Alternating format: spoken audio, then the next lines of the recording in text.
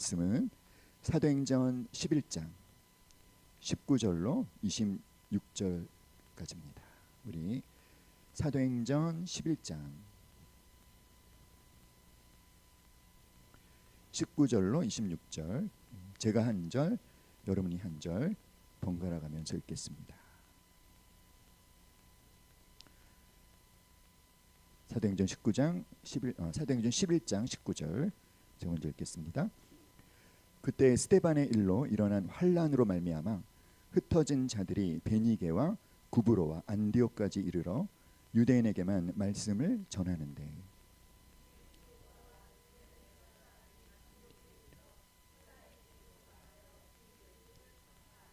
주의 손이 그들과 함께 하심에 수많은 사람들이 믿고 주께 돌아오더라.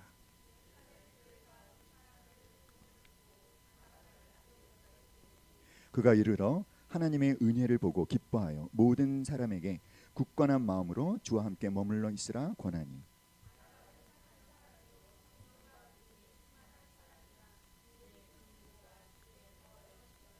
바나바가 사울을 찾으러 다소에 가서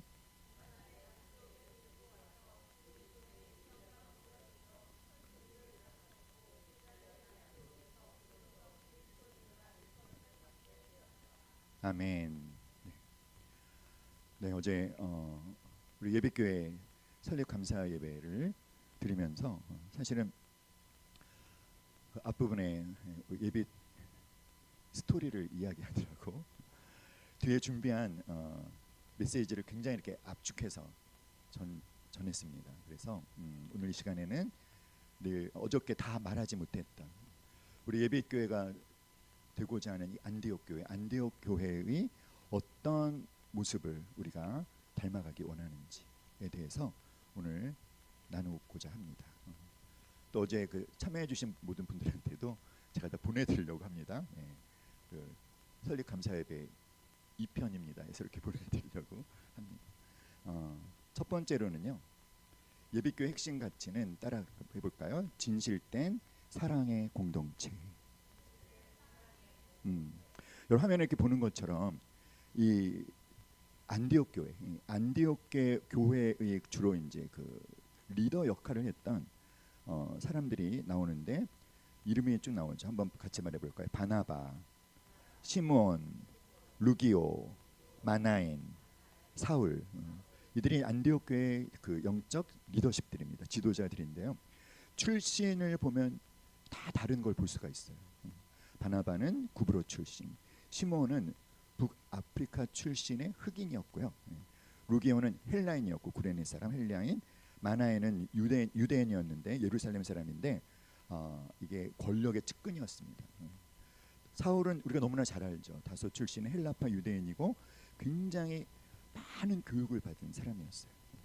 인종도 다르지만 그들이 처한 이 어떤 사회적인 계층도 굉장히 차이가 나는 것을 볼 수 있습니다. 중류 이상인 사람도 있고 노예였다가 해방된 사람도 있고 말씀드렸던 것처럼 권력의 측근 역할을 했던 사람도 있고, 그러니까 왕족 출신이라고 알려져 있죠.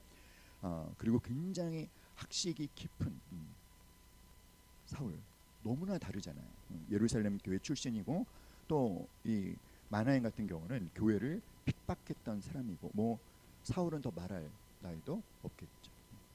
자, 이렇게 너무나 차이가 많이 났던 이 안디옥 교회가 그런데 주변에 있는 하나님을 믿지 않는 사람들로부터 야, 너희들은 진짜 예수님을 닮은 사람들이구나 라고 하는 인정을 받았다는 것은 그들이 굉장히 하나된 사랑의 공동체를 이루고 있었다라는 것을 말해줍니다. 대부분 많은 성도들이 그렇게 요즘에는 익명성을 좋아하는 것 같아요. 사람들이 많이 없는 이제 그런 교회에 가서 사는 그런 익명성. 자, 그런데 이 안디옥 교회 이 분들이 진실된 하나의 공동체를 이룰 수 있었던 것은 이유가 뭐냐면 함께 말해볼까요? 시작. 아름다운 화음과 조화를 이룰 수 있는 방법, 그것은 무엇이다? 기준음이신 하나님을 함께 따르는 공동체가 되는 것. 그럼 피아노를 조율할 때 어떻게 조율하는지 아세요? 피아노에는 선이 한 150, 220개가 넘는 선이 있다고 합니다. 그리고 88개의 건반이 있는데 그걸 조율할 때 기준음이란 A 음이 있대요. 그 A 음의 기준을 맞추고 나머지 건반을 거기에 맞추면 피아노에 있는 그 모든 줄들이 그 기준 음을 하나로 딱 정리가 된답니다. 자, 이 안디옥 교회 제자들이 서로가 너무나 다른 그 차이점을 뛰어넘어서 사랑의 공동체를 이룰 수 있었던 것은 그들이 그들의 기준 음이신 누구를 하나님께 온통 초점을 맞추고 있었기 때문이죠. 하나님은 우리가 어떻게 하길 원하실까? 어떤 구체적인 상황이 벌어졌을 때 어떤 선택을 하고 어떤 결정을 하는 것이 하나님이 원하시는 것일까? 예수님이 기뻐하시는 선택과 결정은 무엇일까? 거기에 초점을 맞췄던 것입니다. 그래서 서로가 다른 생각이 있더라도 하나님께 집중하며 하나님 당신의 뜻을 우리에게 말씀해 주십시오 라고 했을 때 하나님이 말씀해 주시면 서로 다른 생각이 있더라도 그냥 착착착착착 정렬이 되는 것이었죠. 그것이 안디옥의 비밀이었어요. 사랑하는 여러분, 우리의 기준음은 누구십니까? 하나님이십니다. 예수님이십니다. 그래서 우리 교회 이름이 뭐죠, 여러분?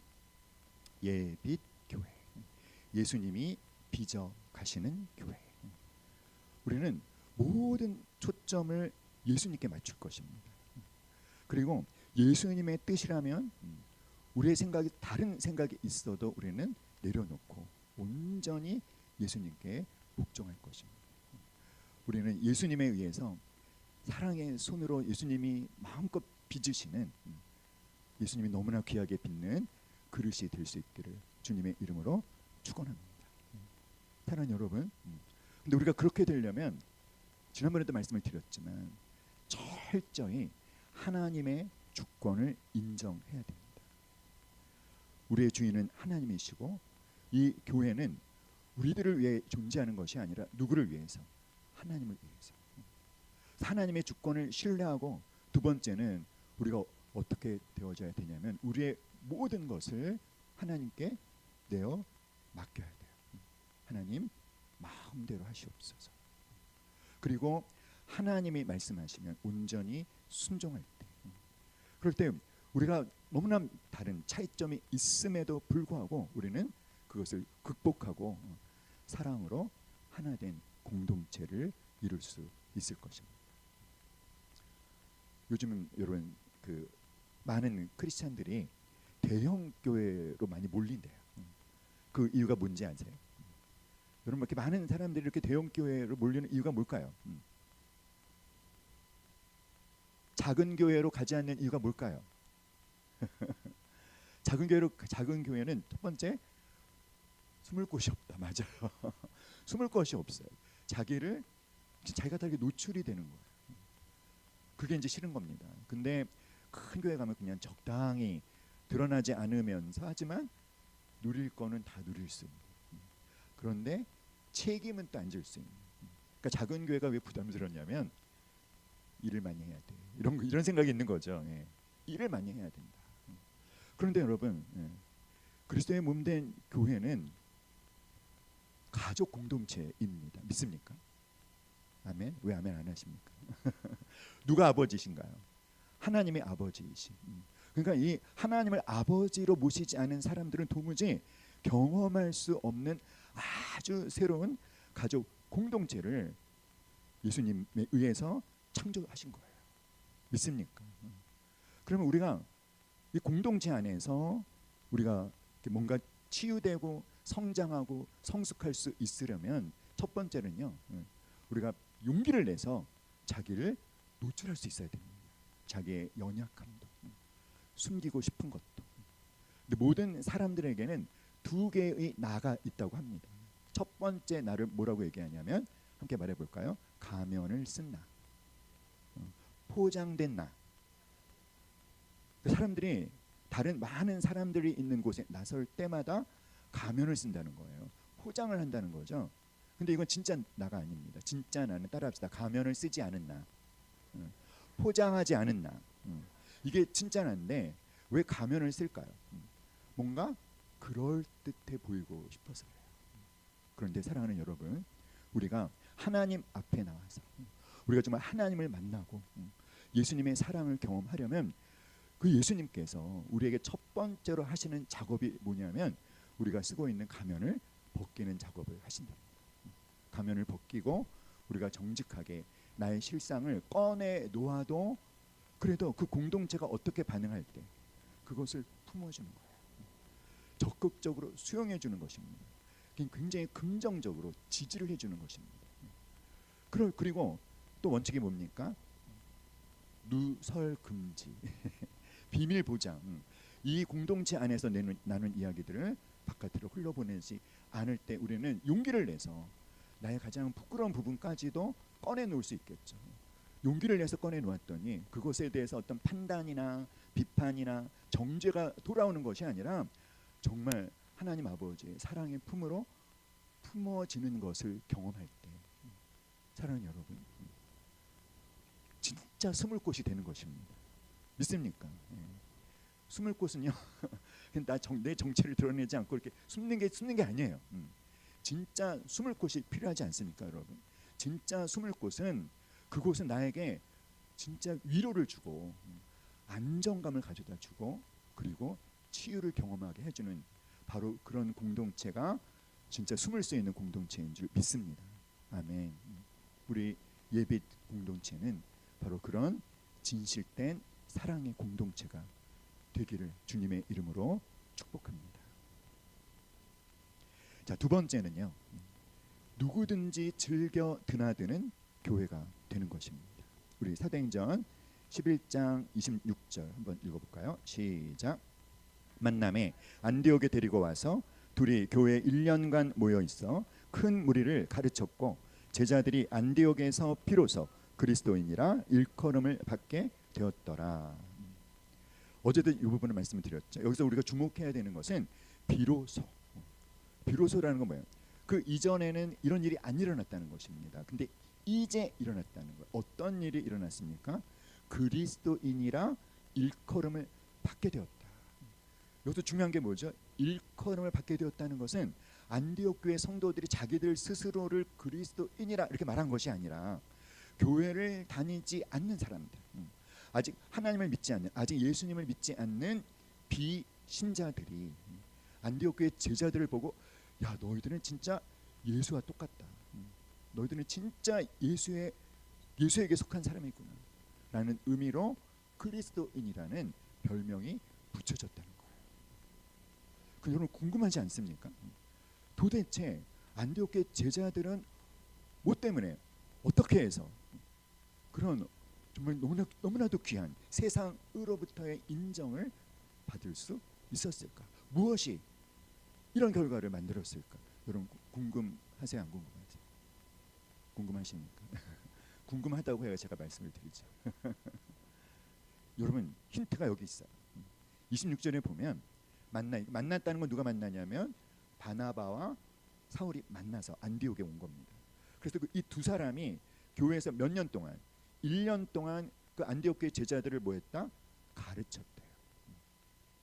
그러면 여러분 말씀을 1년 동안 배우면 세상 사람들로부터 그리스도인이라고 인정을 받는 그런 결과가 일어날까요? 자, 이 말씀에는 이 26절에는 한 가지 비밀이 숨겨져 있는데 이 안디옥 교회에 대한 설명은 사실 초대교회 첫 번째 교회인 어떤 교회? 예루살렘 교회에 대한 설명을 다시 요약한 것인데요. 근데 예루살렘 교회에 대한 설명 중에 이 26절에 생략된 부분들이 있어요.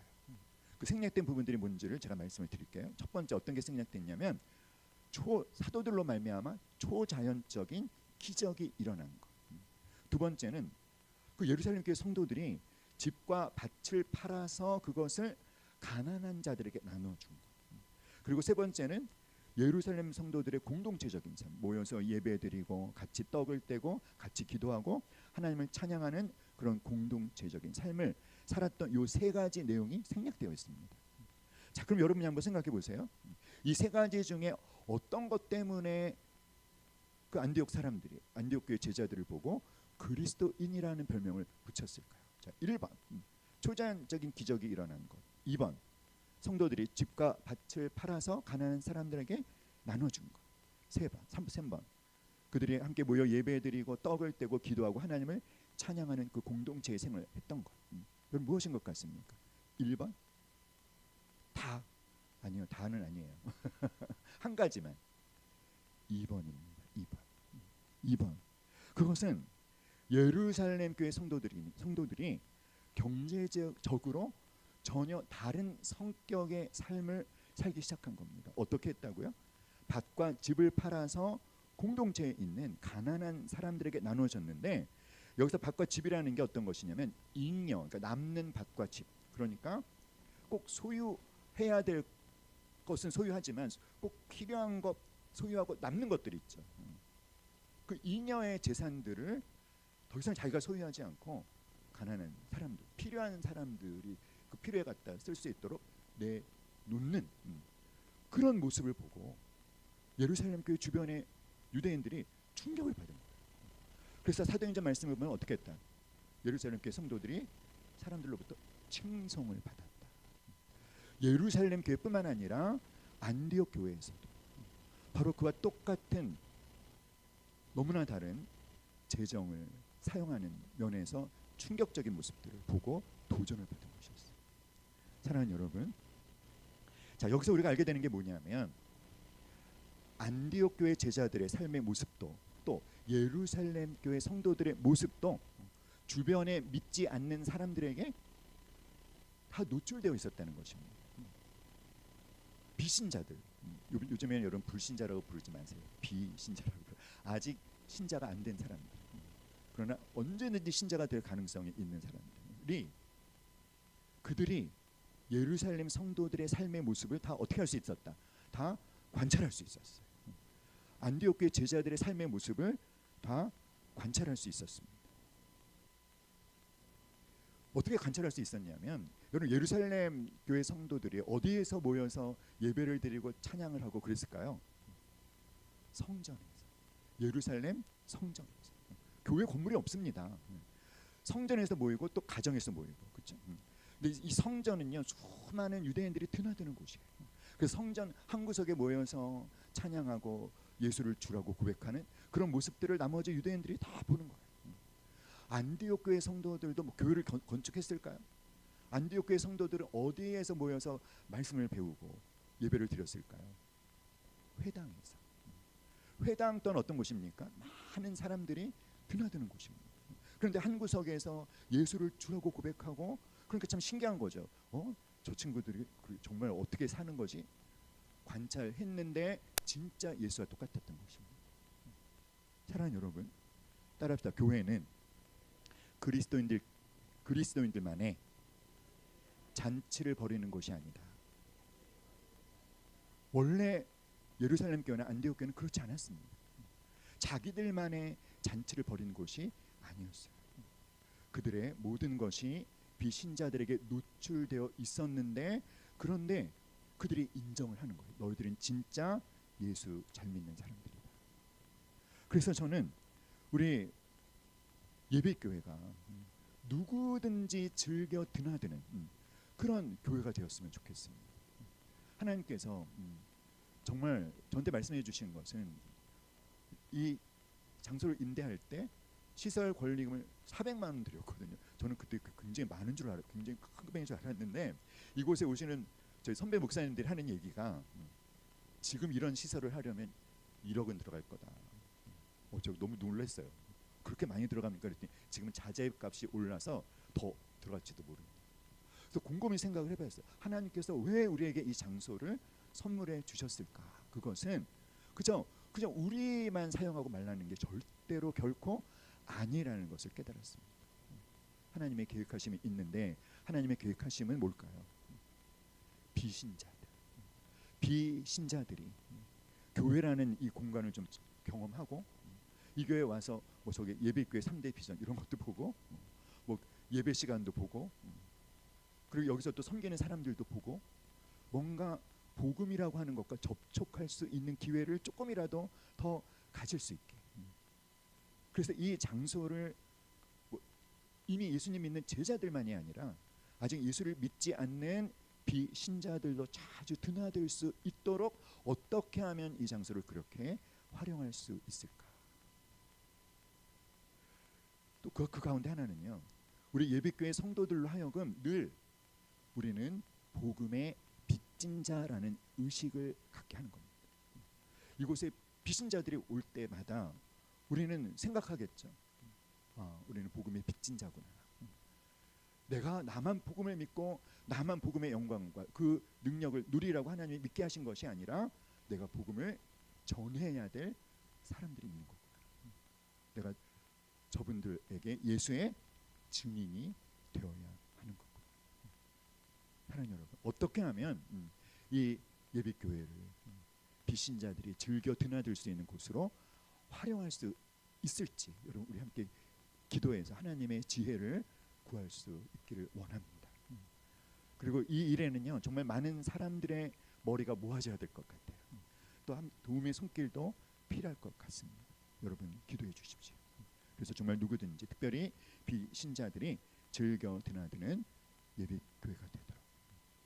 세 번째는요 무엇보다도 우리 예비세 성도들이 즐겨 드나드는 교회가 되기를 간절히 기도합니다.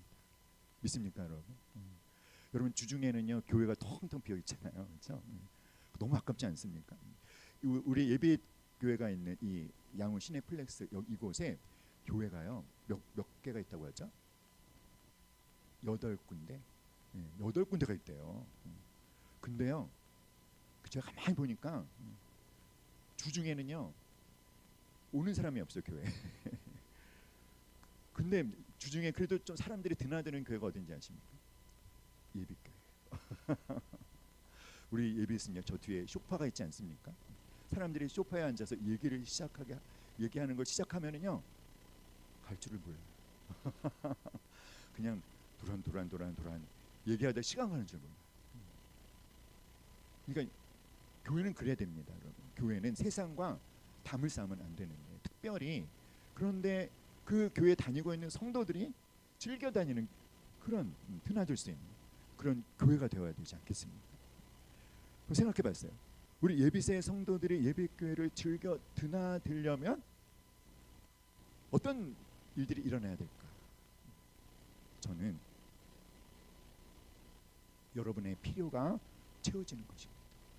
이곳에 오기만 하면 같이 같은 지체들을 만나기만 하면 바로 그때 나의 어떤 구체적인 상황 속에서 우리가 그때마다 나한테 어떤 필요가 생기지 않습니까? 뭐 직장에서 너무나 억울한 일을 당했다든지 상사로부터 그냥 막 딥다 까였다든지 위로받고 싶었는데 여기 와서 자기가 별로 하는 얘기를 안 했는데도 사람들이 나를 위로해주는 거예요.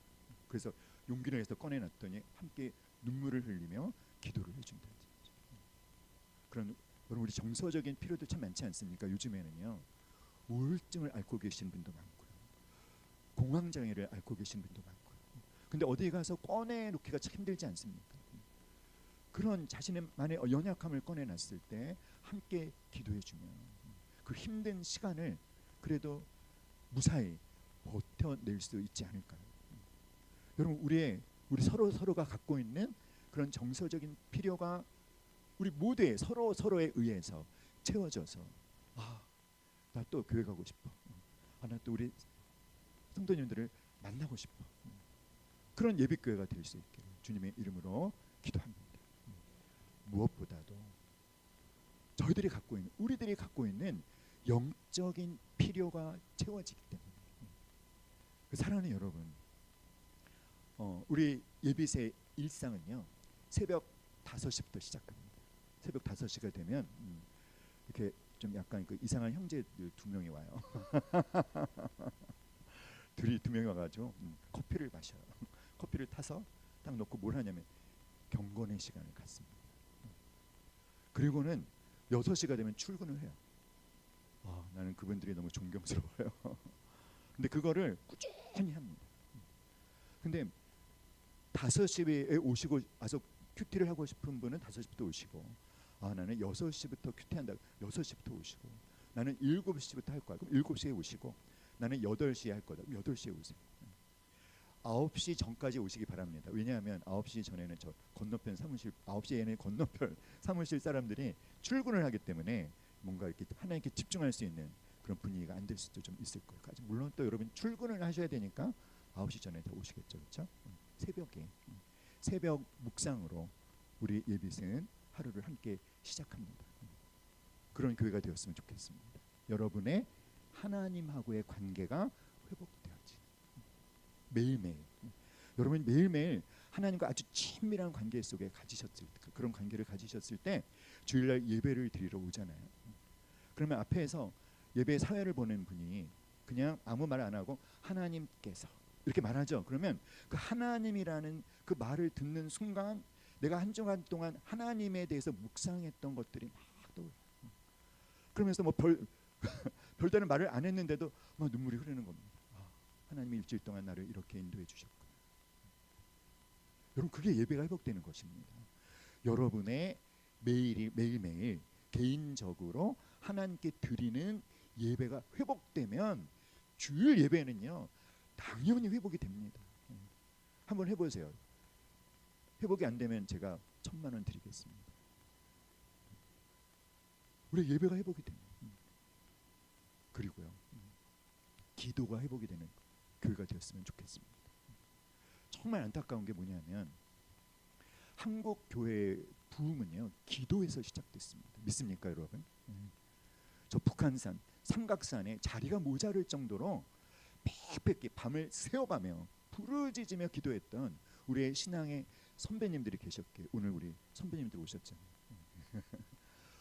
우리 선배님들의 기도 덕분에 한국 교회가 그 놀라운 부흥을 맛볼 수 있었는데 왜 지금 이 모양 이 꼴이 됐습니까?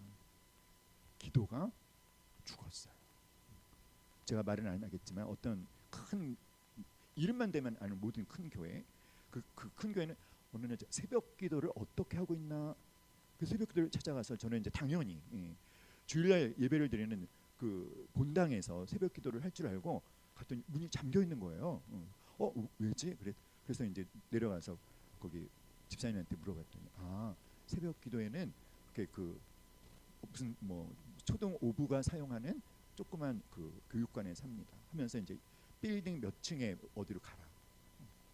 근데 여기보다 약간 좀 넓은 곳에서 성도 수가 몇 천 명이나 되는 교회가 새벽 기도는 그거에 뭐 10분의 1도 안 100분의 1도 안 되는 그런 인원이 모였죠. 여러분 그게 말이 됩니까? 근데 그것이 한국교회 현실입니다. 사랑하는 여러분, 기도가 살 때 나도 살고 우리 교회도 살고 이 조국도 살게 되는 줄 믿습니다. 사랑하는 여러분, 제가 교회를 시작하면서 딱 2가지 먼저 붙잡았어요. 뭐냐면 주일 예배와 금요 기도. 어제 제가 간증했지만 23년 1년 동안 이 장소를 얻기까지 금요 기도회가 없었다면 아마 못했을 겁니다. 근데 금요 기도회 모여서 우리 금요 기도회 찬양 인도하는 우리 정영훈 형제님이 얼마나 목청이 큰지 몰라요. 그 큰 목소리로 또 기타가, 여러분 여기 있는 기타가 얼마짜리인지 아십니까? 100만 원짜리 기타예요. 근데 영훈 형제가 자기 건데 딱 갖다 놨어요. 함께 뜨겁게 부르짖으며 기도하니까 하나님께서 역사하시더라고요. 사랑하는 여러분, 저와 여러분의 기도가 온전히 회복되는 은혜가 있기를 주님의 이름으로 축복합니다. 그래서 다시 가보고 싶고 또 가서 기도하고 싶고 또 가서 예배하고 싶은 예빗의 성도들이 즐겨 드나드는 그런 예빗 교회가 될 수 있도록 우리 함께 기도하고 함께 참여할 수 있기를 기도합니다. 4번째, 다 같이 시작. 말씀을 사모하고 기쁨을 회복하는 공동체. 제가 어제 설립 감사 예배 때도 나눴지만 저는 주일 예배에 대한 안타까움이 있어요. 주일 예배가 특별히 큰 교회들은 시간에 쫓기지 않습니까? 시간 딱 맞춰서 해야 되니까 말씀을 너무 간단하게 전하는 거예요. 그런데 주일날 한 20분 혹은 30분 되는 말씀을 듣고 일주일 내내 말씀 들춰보지도 않는 성도들이 얼마나 많습니까? 그런 신자들을 뭐라고 그러는지 아세요? 한번 따라해 보실래요? 훅탁 신자. 훅탁 신자가 뭘까요? 교회 갔다 와서 이제 성경책을 어디다 놨는지 몰라요. 막 찾다가 한 구석에 성경책을 발견했어요. 그래서 보니까 먼지가 쌓였어요. 그래서 탁 하고 가는 거예요. 훅탁 신자. 그러니까 되면 되겠습니까? 안 되겠습니까? 그래서 저는 주일 예배 때 그냥 말씀을 그냥 대충 전하는 것이 아니라 한 본문이라도 정말 깊이 있게 강해하는 설교를 하자. 또 말씀을 제대로 먹는 시간이 되자. 우리가 말씀을 먹지만 따라합시다. 말씀이 나를 먹는 시간. 그러니까 말씀이 나를 먹는 시간이 되게 하자. 믿습니까, 여러분? 그래서 우리 예배가 조금 길 수도 있어요. 하지만 기도합니다. 하나님, 길어도 길게 느껴지지 않는 은혜를 주시옵소서. 아멘. 왜 아멘 안 하십니까? 아멘 하셔야죠. 아멘. 말씀을 통해서 여러분 우리한테 어떤 일이 일어날까요? 다 같이 읽어봅시다. 시작. 말씀을 사모하여 하나님의 말씀에 귀 기울일 때 하나님이 어떤 분인지 알게 되고 하나님께서 당신의 백성을 위해 무슨 일을 하셨는지 알게 되고 하나님을 기뻐하게 됩니다. 우리가 말씀을 사모하자, 말씀으로 돌아가자 하는 이유가 바로 이거예요. 말씀을 통해서 우리는 하나님이 어떤 분인지 알게 됩니다. 하나님이 우리를 위하여 도대체 무슨 일을 하셨는지 알게 되면서 하나님을 기뻐하게 되는 것입니다. 그런데 여러분, 하나님을 기뻐하는 게 우리의 힘인 줄 믿습니다. 아멘인가요? 아멘. 그래서 말씀을 더 사모해서 여러분이 주일날 말씀을 들으러 이렇게 그 눈을 보면은요, 제가 더 열정적으로 전하지 않고는 견딜 수 없는 그런 사모하는 눈빛 한번 연습해 볼까요? 준비. 사모하는 눈빛. 시작. 네, 여러분의 사모하는 눈빛 보니까 참 좋습니다. 우리 동현이의 눈빛이 가장 좋았습니다. 우리 다시 한번 말씀을 사모하여. 시작. 말씀을 사모하여 하나님의 말씀에 귀 기울일 때 하나님이 어떤 분인지 알게 되고 하나님께서 당신의 백성을 위해 무슨 일을 하셨는지 알게 되고 하나님을 기뻐하게 됩니다. 아멘. 그래서 말씀을 사모하고 기쁨을 회복하는 공동체 되기를 바라고요. 마지막 5번째. 다시 강조합니다. 시작. 예배의 기쁨을 회복하는 공동체. 아직 우리 예배에는요 반주자도 없고 찬양 인도자도 없어요. 그렇죠? 여러분 기도해 주세요. 하나님 예배에 찬양 인도자와 반주자를 허락해 주시도록. 근데 우리 또 건반 악기가 원래 우리가 사용하려고 했던 건반 악기가 뭔가 고장이 나가지고요. 저 건반은 우리 그 베리셰바 회의실에 있던 건반을 빌려왔습니다. 우리 건반이 뭐가 고장났는지 건반을 수리를 해주시든지 아니면 새로운 건반을 주시든지. 여러분 기도 제목 3가지입니다. 찬양 인도자를 하나님 허락해 주십시오. 반주자를 허락해 주십시오. 반주자가 왔으면 뭐가 있어야 돼요? 건반이 있어야 되잖아요. 건반을 허락해 주십시오.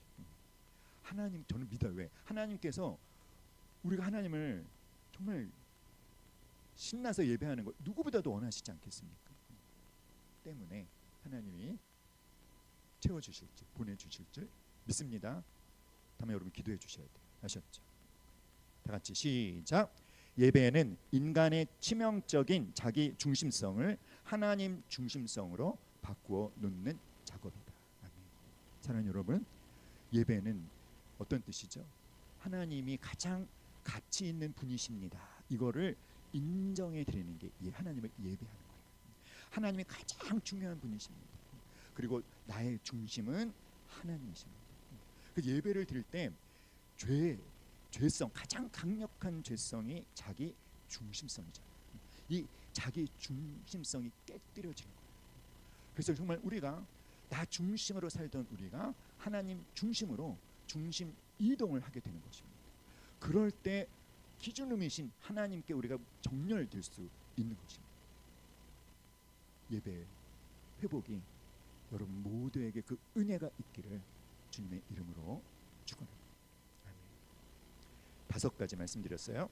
첫 번째, 1, 2, 3, 4, 5 시작. 진실된 사랑의 공동체, 누구든지 즐겨 드나드는 교회, 예비새 성도들이 즐겨 드나드는 교회, 말씀을 사모하고 기쁨을 회복하는 공동체, 예배의 기쁨을 회복하는 공동체. 찬양하겠습니다.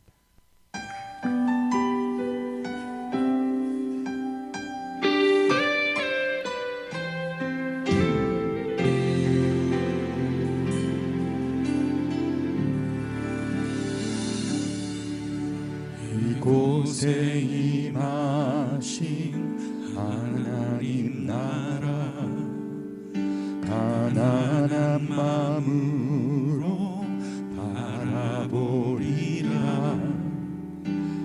먼저 그 나라 그 뜻 구하며 나의 삶 드리리. 주님이 맡기신 하나님 나라, 믿음의 눈으로 바라보리라. 하늘의 뜻이 이 땅 가운데 완성될 그날까지 믿음 다하여 그 위에 서리라. 하나님의 나라는 무너지지 않으리. 믿음 다하여 그 나라 세워가리라. 주님 곧 오실 때까지. 주님 오실 때까지 우리가 나아가겠습니다. 주님,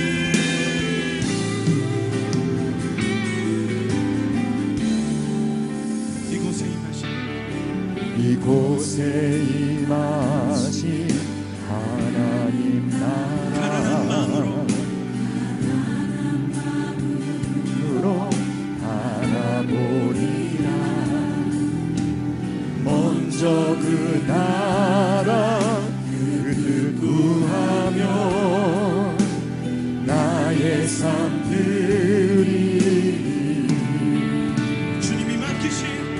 주님이 맡기신 하나님 나라, 믿음의 눈으로 바라보리라. 하늘의 뜻이 이 땅 가운데 완성될 그날까지 믿음 다하여 위에 서리라. 하나님의 나라는 무너지지 않으리. 믿음 다하여 그 나라 세워가리라.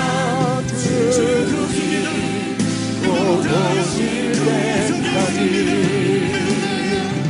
믿음 다하여 위에 서리라. 하나님의 나라는 무너지지 않으리. 믿음 다하여 그 나라 세워나가라. 주님 곧 오실 때까지. 아멘. 이 시간에 함께 기도합시다. 오늘 들은 말씀 기억하며 하나님 아버지, 우리 이 예배교회가 진실된 사랑의 공동체가 되게 하여 주시옵소서. 비신자들과 누구든지 즐겨 드나드는 공동체가 되게 하시고, 무엇보다도 예비새의 성도들이 즐겨 드나드는 공동체가 되게 하시고, 말씀을 사모함으로 기쁨이 회복되고 예배가 회복이 있는 그런 기도가 회복되고 예배의 회복이 있는 그런 예배교회 되게 하여 주시옵소서. 함께 그 주님의 몸된 그 교회를 만들어 나가도록 우리 모두를 사용하여 주시옵소서. 우리 다 같이 주여 간절히 지금 부르짖고 함께 기도하겠습니다. 주여, 주여, 주여. 할렐루야. 살아계신 하나님 아버지 감사합니다. 예수님께서 핏값으로 세우신 이 교회, 주님의 몸된 이 교회, 특별히 하나님께서 시작하게 하신 이 예비교회가 하나님이 원하시는 교회 되기 원합니다. 하나님이 기뻐하시는 교회 되기 원합니다. 오 할렐루야. 하나님 아버지 진실된 사랑의 공동체가 되게 하여 주시옵소서. 할렐루야. 아버지 하나님, 주여 주님, 정말 그래서 우리가 서로에게 정말 위로받고 격려받고 사랑으로 온전히 하나 되어지며 아버지 우리가 주님 하나님을 믿지 않는 사람들과는 아주 구별된 삶을 살 수 있는 아버지 그런 진실된 사랑의 공동체 아버지 우리 예비교회 되게 해주시길 간절히 간구합니다. 할렐루야. 아버지 하나님, 주님께서 우리에게 이 아름다운 공간을 허락하여 주셨습니다. 우리만 사용하라고 허락하신 것 아닌 줄 믿습니다. 아버지 하나님, 주여 많은 아직까지 하나님을 믿지 않는 아버지 예수님을 아직 모르는 자들이 아버지 그런 비신자 그분들이 이곳에 자주 드나들므로 아버지 주님 교회를 접촉하며 아버지 주여 복음을 접촉하며 아버지 예수 믿는 자들을 접촉하며 아버지 교회에 대해서 온갖 부정적인 인상으로 갖지 그들에게 아버지 교회에 대한 인식이 달라지며 아버지 예수 믿는 자들에 대한 인식이 달라지며 하나님에 대해서 마음이 열리며 아버지 예수님의 복음을 받아들이는 아버지 그 놀라운 복음 전도에 아버지 예수의 증인으로 사는 삶의 그 능력이 일어날 나타날 수 있도록 성령님 역사하여 주시옵소서. 아버지 하나님, 이 일을 함께 할 수 있는 많은 도움의 손길들을 아버지께서 우리에게 붙여주시기를 간절히 간구합니다. 아버지 하나님, 무엇보다도 아버지 우리 예비소에 있는 모든 성도들이 아버지 그들이 갖고 있는 영적인 필요와 아버지 정사적인 필요가 아버지 교회를 올 때마다 채워지는 은혜를 경험하게 하셔서 아버지 예비소를 즐거워하며 아버지 장소를 기뻐하며 주님 즐겨 드나들며 아버지 우리 같은 서로가 서로를 기뻐하며 아버지 서로에게 안기며 서로를 안아주며 아버지 그런 주님을 모르는 자들이 아버지 기쁘게 드나드는 아버지 그런 예비교회 되게 하여 주시기를 질간절히 간구합니다. 할렐루야. 살아계신 하나님 아버지, 아버지 무엇보다도 아버지 주님 우리가 말씀을 사모하는 자들이 되어지게 하여 주시옵소서. 말씀을 통하여 하나님을 알아가게 도와주시고 하나님이 우리를 왜 어떤 일을 하셨는지 알게 도와주셔서 하나님을 기뻐하는 우리 예비교회 모든 지체들이 되게 하여 주시기를 질간절히 간구합니다. 할렐루야. 살아계신 하나님 아버지, 아버지 하나님, 주여 그 말씀을 통해 하나님을 기뻐하게 되므로 자연스럽게 우리 모두의 예배가 회복되어지는 은혜를 허락하시옵소서. 특별한 예배 주일 예배 성령으로 기름 부어주셔서 아버지 예배 때마다 성령의 강력한 임재를 허락하시며 아버지 말씀의 은혜를 허락하시며 주님 우리 예배가 회복되어짐으로 우리 삶에 무너져 있던 것들이 하나하나 주님의 뜻대로 세워지는 놀라운 은혜들을 경험할 수 있도록 주여 역사하여 주시옵소서. 할렐루야. 아버지 하나님, 바로 주님이 원하시는 주님이 빚으시는 예비교회 되기 위해 우리가 함께 힘을 합칠 수 있도록 인도하여 주시옵소서.